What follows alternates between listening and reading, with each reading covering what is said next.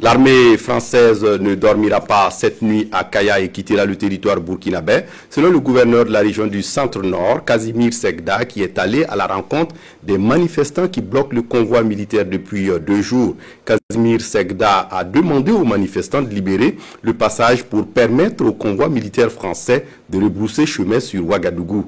Les protestateurs lui demandent de rester jusqu'à ce que les troupes se retirent. Jacques Ouedraogo, Amadou Ouedraogo, avec la voix de Sekou Zongo.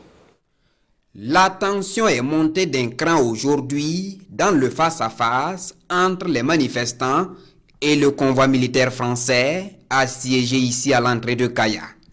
Un peu avant 13 h, des tirs.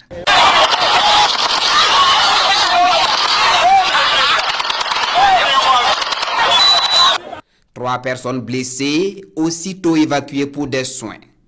Passé les moments de panique, la réaction des manifestants est immédiate. Des jets de pierre sur les soldats français, des tentatives d'incendier le site avec ces bouteilles de gaz. Dans les airs, 2 hélicoptères de l'armée française et un drone abattu au lance-pierre par un jeune homme. La tension est à son paroxysme et il a fallu l'intervention du premier responsable de la région pour éviter le pire. Arrivé sur les lieux, le gouverneur du Centre-Nord promet le départ du convoi militaire français vers Ouagadougou.